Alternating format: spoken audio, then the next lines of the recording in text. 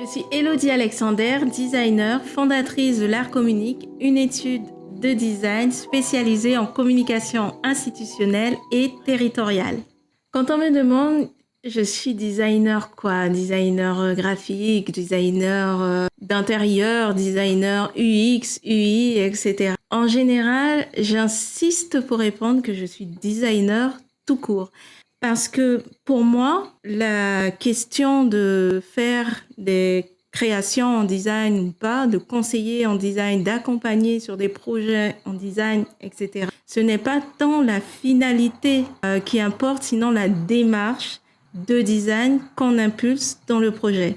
Et généralement, même si on fait une affiche, même si on fait la conception d'un parcours de visite, même si on travaille sur la signalétique, même si on travaille sur une problématique de société, eh bien, la démarche qui va être dans le fond, qui va accompagner tout le projet, si c'est une démarche de design, elle va suivre de grandes étapes en général qui se retrouvent dans tous les projets.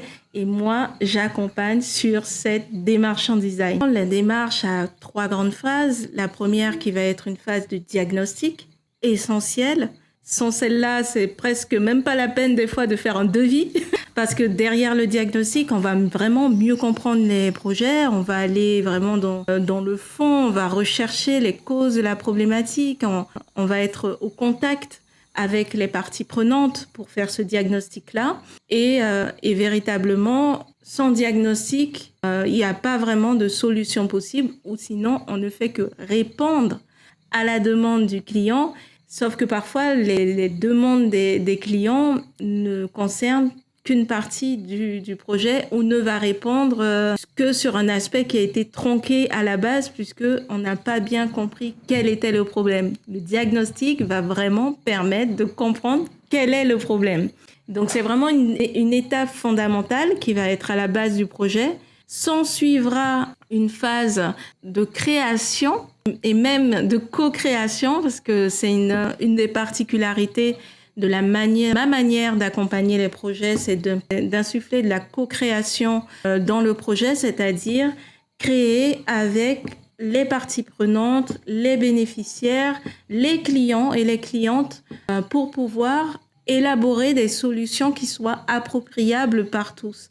Et puis, une dernière phase qui, avant, je ne mettais pas nécessairement l'accent sur cette phase-là.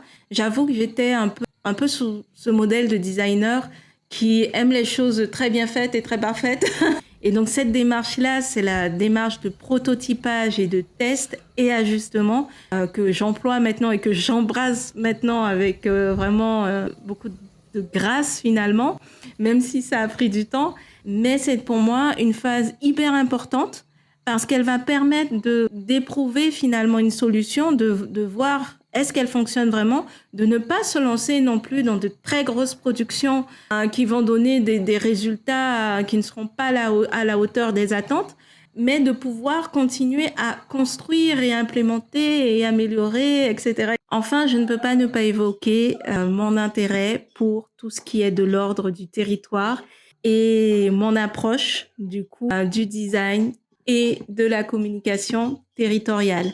J'aime beaucoup cette phrase d'Alain Findély selon laquelle le design est là pour maintenir ou améliorer l'habitabilité du monde dans toutes ses dimensions. Et je crois vraiment que c'est très, très important qu'on a un petit peu ignoré ça dans la construction de la société. C'est-à-dire que l'histoire, le mouvement des populations, la nature même, je pense, de l'humanité qui est de se déplacer, a fait que on est dans des sociétés qui sont multiculturelles.